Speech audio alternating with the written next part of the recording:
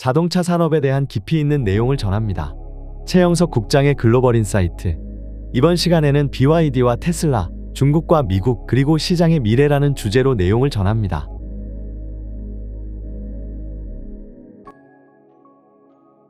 모건 스탠리는 테슬라에게 적은 없다고 단언했다.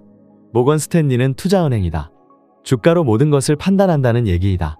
골드만삭스가 그렇듯이 그들의 투자자들에게 유리한 프레임을 만들어 시장을 좌지우지한다는 신념이 강하다. 미국 연준도 그들의 손아귀에 있다. 테슬라의 위력은 주가로 대변되고 있다. 일론 머스크의 천재적이고 무모한 도전이 있었기에 가능한 것이라는 평가도 그의 자서전을 통해 드러나 있다. 그의 도전 성공 여부와 관계없이 지금은 시진핑의 변신만큼이나 실망을 주는 대목도 많다. 미국의 거대 기술 기업들이 그렇듯이 테슬라의 가치가 누구를 위한 것인가를 짚어보아야 한다. 페이스북의 창업자 마크 저커버그에 대한 비판과 맥을 같이 한다는 반대 논리도 존재한다. BYD와 테슬라, 중국과 미국의 차이에 대해 정리해본다. 테슬라는 2022년에 연간 131만 대를 인도하고 137만 대를 생산했다.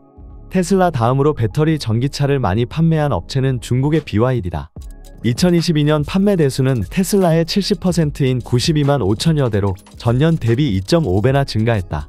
플러그인 하이브리드 전기차 94만 6천여 대를 합하면 186만 3천여 대로 전동화차 부문에서는 독보적인 1위다.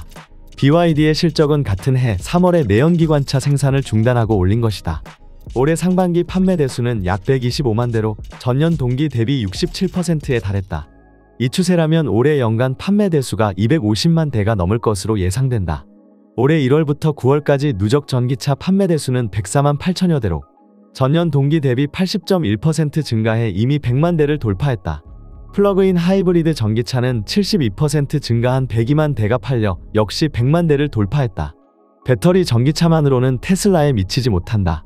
이런 판매 증가에 힘입어 상반기 순이익은 204% 증가했으며 2분기 영업이익은 18%에 달했다. 이런 실적은 BYD의 친 EV와 돌핀 등 주력 전기차의 중국 시장 판매 가격이 10만 위안에서 15만 위안이라는 점에서 시선을 끈다. 지금의 글로벌 플레이어들로서는 수익성을 낼 수 없는 가격대다. 중국 시장에서는 2022년 1월부터 10월까지 10만 위안 미만의 모델이 146만 대 판매되어 중국 전체 전기차 판매의 36%를 차지했다. 다른 모든 가격대보다 높은 점유율이다. 전기 버스 점유율 1위를 달리는 인도 시장에 2021년 전기 승용차 출시를 비롯해 해외 시장 진출도 속도를 내고 있다. 같은 해 이미 쌍용 자동차와 전략적 제휴를 체결했다. 당시 다임러와 50대 50 합작회사인 전기차 브랜드 덴자를 10대 90으로 지분 변경을 통해 실질적인 주인이 됐다. 2022년에는 LFP 블레이드 배터리를 탑재한 전기버스를 일본 시장에 출시했고 아토3와 돌핀 그리고 실 등 글로벌 시장 공략용 전기차도 출시했다. 이어서 유럽 시장에도 같은 모델로 진출했다. 스웨덴에서는 아토3가 전기차 등록 1위를 차지하기도 했다. 최근에는 메르세데스 벤츠 CLA의 블레이드 배터리를 공급하기로 했다. 유럽 렌터카 회사 식스트에 6년 동안 10만 대 전기차를 공급하기로 한 것도 2022년 말이었다. 올해 초에는 우즈베키스탄의 전기차 생산 합작회사를 설립했다. 베트남에도 자동차 부품 공장 건설을 추진하고 있다. 유럽 공장 건설 검토도 시작했고 일본 시장에도 진출했다. 3월에는 태국의 전기차 공장 건설을 시작했다. 6월에는 인도네시아 택시회사의 전기차 80%를 수주했다. 이외에도 멕시코와 브라질에도 진출했다. 한국 시장에도 1톤 트럭에 이어 승용차 시장 진출도 눈앞에 두고 있다. 그러면서 BYD는 전동화차 누적 생산 대수가 500만 대를 돌파했고 돌핀의 판매 대수가 50만 대를 넘는 등 헤리티지를 위한 발걸음도 시작했다. 중국 상하이 자동차 그룹의 누계 생산 대수가 5,577만 대라고 발표한 것과 같은 맥락이다. 그러면서 서브 브랜드 팡챙바오와 양황도 출시했다. 이런 상황을 본 일론 머스크는 BYD가 경쟁력을 갖기 시작했다고 평가했다. 포드의 CEO 짐 팔리도 BYD가 중요한 경쟁자로 부상했다고 말했다. 그는 벳가 최고의 배터리 기술을 보유하고 있으며 이를 통해 전기차 생산을 지배하고 있다고 말했다. 또한 BYD는 중국 업체 처음으로 유럽에서 전기차를 성공적으로 개발하고 판매한 대표적인 예라고 덧붙였다. 테슬라와 BYD는 배터리셀을 자체적으로 개발하면서 전기차도 생산한다는 공통점이 있다. 두 회사 모두 거의 모든 부품을 자체 생산한다는 것도 같다. BYD는 소형 전기 제품을 위한 배터리에서 시작했지만 테슬라는 일본 파나소닉에 의존해왔다는 차이점도 있다. BYD는 2023년 상반기 전기차용 배터리 사용량에서 LG에너지솔루션을 제치고 CATL에 이어 2위에 올랐다. 갈수록 한국계 배터리 회사들의 입지가 좁아지고 있다. BYD는 기존 LFP 배터리 대비 공간 활용도가 50% 증가한 LFP 블레이드 배터리를 개발해 테슬라, 현대차그룹 등 외부 업체들에 공급하고 있다. 블레이드 배터리는 LFP 셀로 안전성이 높고 3원계 리튬이온 배터리와 맞먹는 에너지 밀도도 갖추고 있다고 주장한다. BYD는 배터리 기술 외에 차 만들기에 대한 기술 개발도 상당한 수준에 달했다. 지난 2021 상하이 오토쇼에서 다른 자동차 회사에도 공급하는 것을 목표로 개발한 전기차 전용 플랫폼을 공개했다. 배터리를 차대의 구조 부재로 사용해 부재를 생략하고 비용을 낮춘 것이 특징이다. 배터리를 자체 개발 생산하는 BYD만이 가능한 차대 만들기다. 대만 폭스콘의 전기차 플랫폼 판매 전략을 떠오르게 한다. 이 플랫폼은 블레이드 배터리를 탑재하고 1회 충전 항속거리가 1000km 이상이라고 발표했다. 핵심 구성 요소가 더욱 표준화되고 플랫폼의 통합됨에 따라 비용이 절감된다는 것을 강조했다. 시스템 전압 800V로 처음으로 사용되는 LFP 배터리가 차량의 구조 설계에 통합되어 차체의 비틀림 강성이 2배 향상됐다는 점도 특징이다. 플랫폼 기반 세단은 공기 저항계수 0.21로 전비가 10% 높아졌다는 것도 시선을 끄는 내용이다. 배터리 용량 차이는 있지만 돌핀과 시리 이 플랫폼 3.0을 베이스로 하는 모델이다. 2022년 독일 하노버 상용차쇼에서는 전기 버스에 사용할 블레이드 배터리 플랫폼도 공개했다. 셀투팩 기술이 적용된 블레이드 배터리의 공간 절약형 설계는 셰시 무게를 줄이는 동시에 더 높은 배터리 용량을 가능하게 한다. BYD는 배터리 탑재 공간을 50% 줄였다고 밝혔다. 배터리 컨셉은 전체 버스 플랫폼의 일부이기 때문에 가능한 것이라고 덧붙였다. 지난 4월에는 전용 지능형 차체 제어 시스템 다이서스도 공개했다. 가장 극단적인 상황에서 바퀴 하나가 떨어지더라도 차량은 여전히 안정적인 주행을 유지할 수 있다고 주장했다. 다이서스 시스템은 블레이드형 배터리, 셀투팩 솔루션, 4개의 독립 모터 구동이 특징인 E4 플랫폼에 이어 BYD가 선보이는 최신 기술 중 하나다. BYD는 배터리 이외에도 구동용 모터나 인버터, ECU, 파워 반도체 등도 내재하고 있다. BYD의 전기차 관련 특허 출원수는 지난 20년간 테슬라보다 16배 많았다. 테슬라는 창업한 2003년부터 2022년까지 누적 특허 출원수가 836건이었으며 BYD는 같은 기간 13,000건을 넘었다. 테슬라는 특허와 관계없이 노하우를 숨기기 쉬운 생산 분야의 기술 개발에 중심을 두지만 BYD는 분해 등으로 노출되기 쉬운 배터리 관련 기술 특허에 집중하고 있다. 물론 배터리 관련 특허 출원수에서는 토요타 자동차가 세계 최고 수준이다. 토요타는 2000년 이후 배터리 관련 특허를 약 2만 건 출원하는 등 자동차 업체 중 선두다. BYD의 출원수 중 절반 이상은 배터리 관련이다. BYD는 배터리를 직접 생산함으로써 가격 경쟁력에서 우위에 있으며 특히 배터리의 가격 인하로 이어지는 특허를 많이 출원하고 있다. BYD는 배터리의 전극의 인산철을 사용하는 저렴한 리튬이온 전지에 강점이 있다. 이는 한국과 일본 업체들의 NCM 배터리에 비해 가격 경쟁에서 우위에 선다. 테슬라의 특허 전략은 BYD와 대조적으로 생산 기술과 소프트에 강점이 있다. 생산의 신기술은 공장 내에서만 이용하기 때문에 경쟁사가 모방할 위험이 낮다. 한편 특허를 출원하면 일정 기간은 독점적으로 이용할 수 있지만 내용을 공개해야 하며 모방 가능성이 높아지기 때문에 생산 기술은 특허화하지 않는 것이 일반적이라고 한다.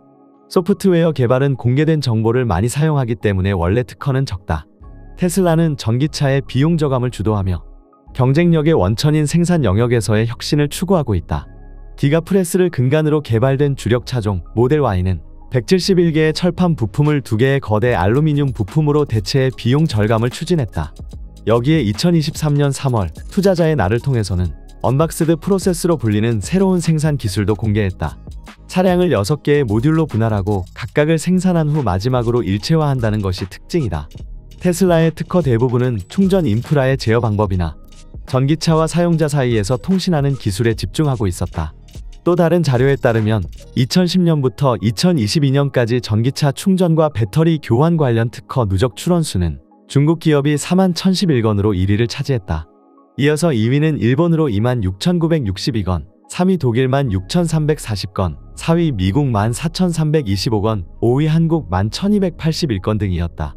특허는 출원에 주로 1년 반 지난 무렵에 공개되기 때문에 특히 2021년 이후에는 미 공개분이 있어 실제 출원수는 더 많을 것으로 예상된다. 2015년까지는 일본이나 독일, 미국의 출원수가 중국보다 많았지만 2013년에 중국에서 전동화차의 보조금이 본격화한 것을 계기로 배터리 전기차와 플러그인 하이브리드 전기차 판매가 확대되면서 상황이 바뀌었다. 중국은 그동안 선두였던 일본의 출원수를 2016년에 추월했으며 2010년부터 누계에서도 2019년에는 더 많았다. 중국 기업의 특허 내용 중에는 충전 시간 단축을 노린 것이 많다. 전체 출원 건수 중 급속 충전 관련 특허 비율이 17%, 배터리 교환 관련이 10%를 차지했다. 일본과 독일, 미국은 각각 1에서 3%에 그쳤다.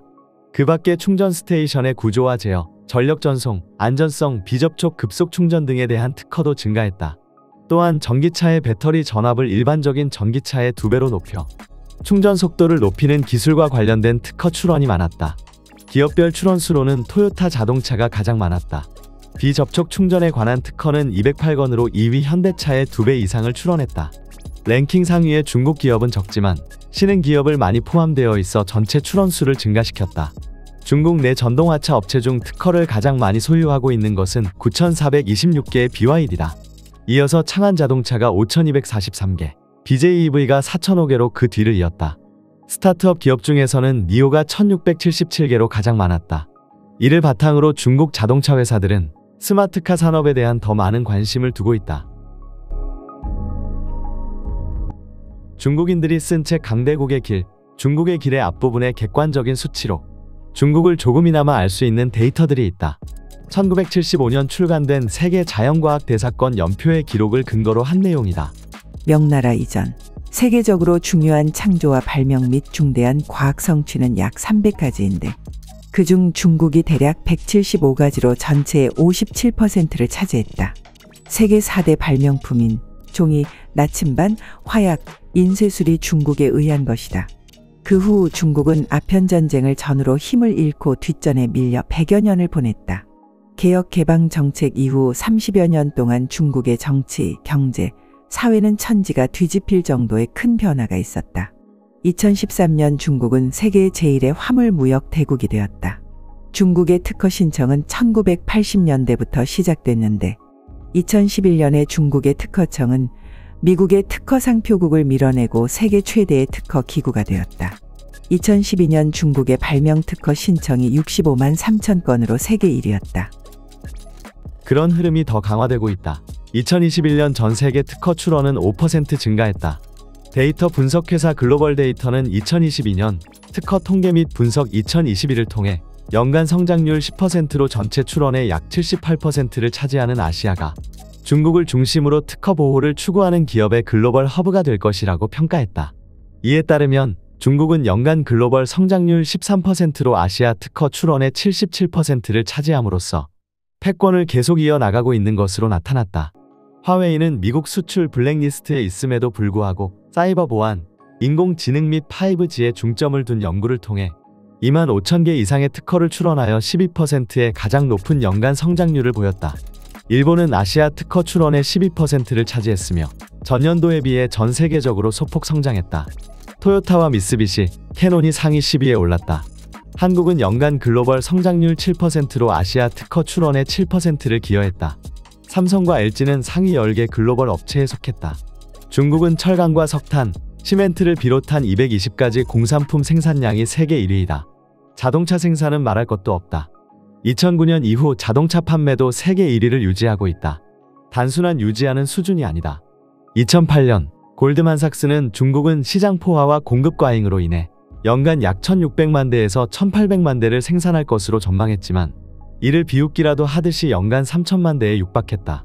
이런 데이터만으로 중국 자동차 산업의 변화를 감지한다는 것이 쉽지만은 않다. 정부의 정책에 따라 상승세가 좌우되고 있지만 상황에 따라 어떻게 변할지 알 수 없다. 15억이라는 그 누구도 경험해보지 못한 시장 때문이다. 기술은 시장을 이기지 못한다는 말이 있다. 우리는 흔히 독일을 자동차 종주국, 미국을 자동차 왕국이라고 말한다. 머지않아 기술력과 규모화에 성공한 독일과 미국을 제치고 거대한 시장을 가진 중국이 자동차 제국이 될 가능성이 있다는 의견을 제시하는 것은 당연하다. 호주 전략정책연구소는 지난 3월 1년간의 연구 결과를 통해 44개 첨단 기술 분야 중 중국이 37개 분야에서 1위를 차지했고 미국이 1위인 것은 나머지 7개에 그쳤다고 밝혔다.